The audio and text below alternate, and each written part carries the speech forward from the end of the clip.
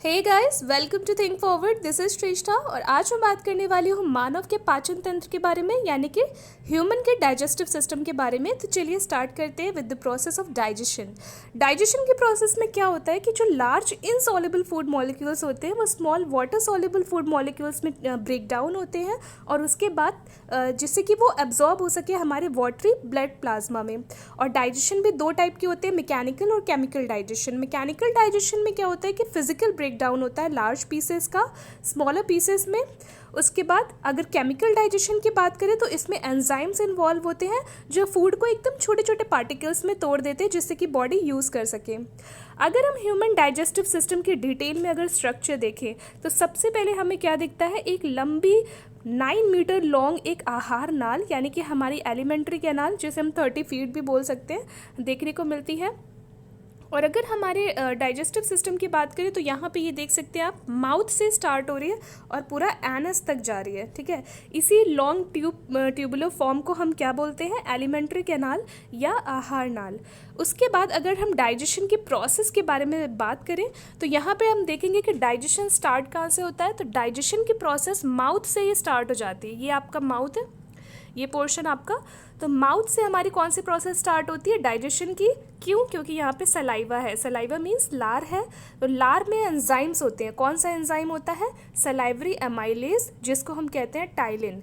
तो ptyalin enzyme की वजह से क्या होता है कि जो स्टार्च होता है वो शुगर में कन्वर्ट हो जाता है, मैल्टोज या डेक्सट्रोज वगैरह में, डेक्सट्रिन में चेंज हो जाता है, जिसकी वजह से अगर आपने कभी फील भी किया होगा, रोटी अगर बहुत देर तक चबाते हैं तो वो क्या होती है, मीठी लगने लगती है, क्योंकि जो उसके अंदर का स्टार्च होता है वो सलाइवा में पूरी तरह से मिल जाता है और वो शुगर में कन्वर्ट हो जाता है, इसलिए वो हमें मीठी लगने लगती है।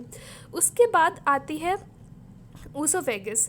ऊसोफेगस में क्या होता है, इसको हम फूड पाइप भी बोलते हैं या गलेट भी बोल सकते हैं। इसको 25 सेंटीमीटर लॉन्ग ट्यूब होती है। इसमें कोई एंजाइम्स नहीं होते हैं। ठीक है, इसमें क्या होता है कि ये स्क्वीज़ करती है जिससे कि जो फूड है वो हमारा अंदर ईजिली अंदर स्टमक के अंदर जा सके। मेन चीज़ जो डाइजेशन है स्टमक में होगा। स्टमक में डाइजेशन की प्रोसेस में क्या होगा, इसमें बहुत सारे एंजाइम्स होंगे, पेप्सिन होगा एंजाइम, ठीक है, और एसिड होगा जैसे कि HCl वगैरह, जो कि बैक्टीरियासाइडल इन नेचर होता है। हाइड्रोक्लोरिक क्या एसिड क्या होता है? एसिड होता है। तो वो बैक्टीरियासाइडल इसलिए होता है क्योंकि उसमें कोई भी बैक्टीरिया सर्वाइव नहीं कर सकता। ठीक है, उसके अलावा ये पेप्सिन एंजाइम को एक्टिवेट करने का काम भी करता है HCl। बहुत सारे इसके फंक्शंस होते हैं, जैसे कि ये एसिडिक मीडियम प्रोवाइड कर देगा हमारे जो भी हमने फूड डाइजेस्ट किया है या अंदर एंटर हुआ है, उसका मीडियम क्या, माध्यम क्या कर देगा, अम्लीय कर देगा।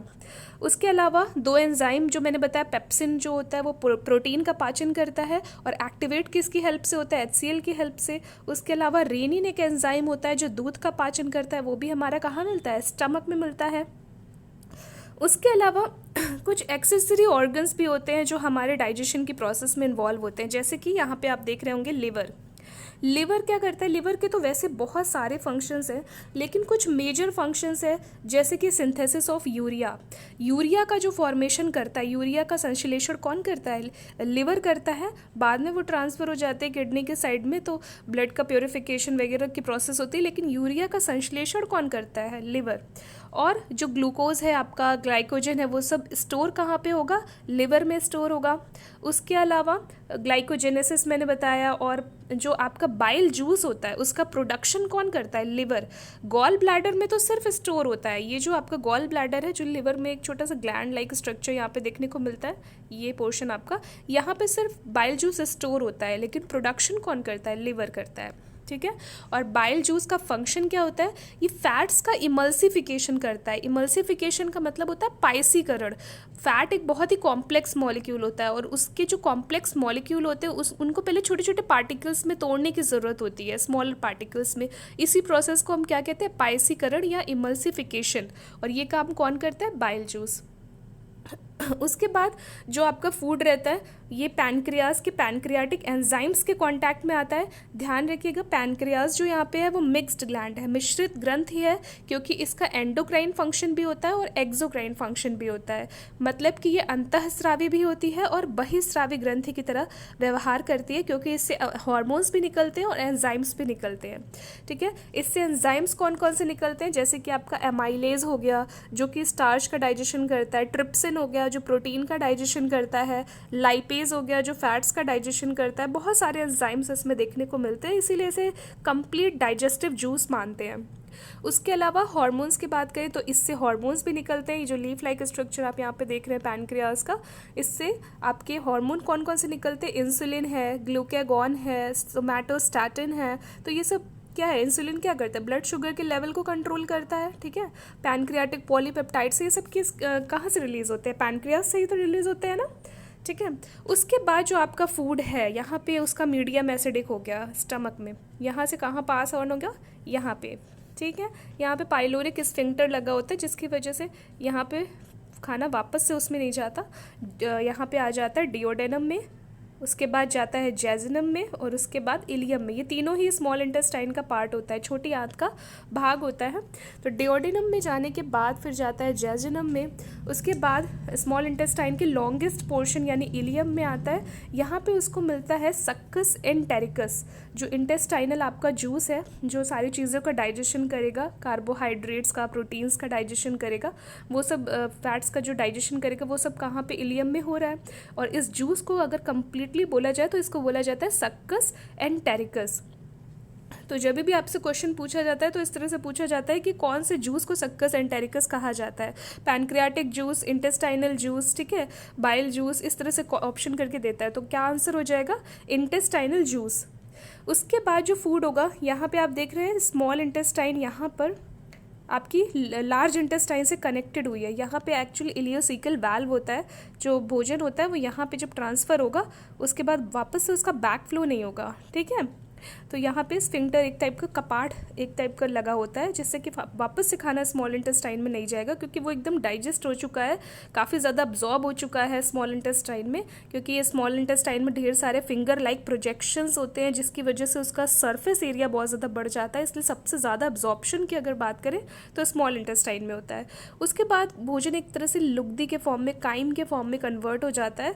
यहाँ पे फिर आ जाता है लार्ज इंटेस्टाइन के सीकम में आता है, फिर कॉलन में जाता है, असेंडिंग कॉलम में आया, ठीक है। फिर ट्रांसवर्स कॉलम जो आप देख रहे हैं ये ट्रांसवर्स कॉलम है। उसके बाद डिसेंडिंग कॉलम में आया। ये तीनों किसके पार्ट हैं, लार्ज इंटेस्टाइन के। लार्ज इंटेस्टाइन में यहाँ पे होता है खाने का पूरा बैक फ्लो, ठीक है। देखिए ना उल्टा जा रहा है यहाँ पे। यहाँ पे जाने के बाद जो भोजन आपका एकदम काइम के फॉर्म में, लुगदी के फॉर्म में हो जाए, सेमी सॉलिड जिसको कहते हैं, फीसेस हो गया है, बैड कलर होगा, ऑर्डर होगा उसमें, ठीक है, बैक्टीरिया वगैरह होंगे जो भी आपके जूसेस की वजह से हुए हैं कलेक्ट। उसके अलावा गैसेस भी प्रोड्यूस होंगी उसमें, जैसे मीथेन है, सल्फर डाइऑक्साइड है, अमोनिया है, कार्बन डाइऑक्साइड है, ये सब गैसेस भी उससे रिलीज होती हैं। तो यहाँ पे आप एक पार्ट देख रहे होंगे लार्ज इंटेस्टाइन का, रेक्टम।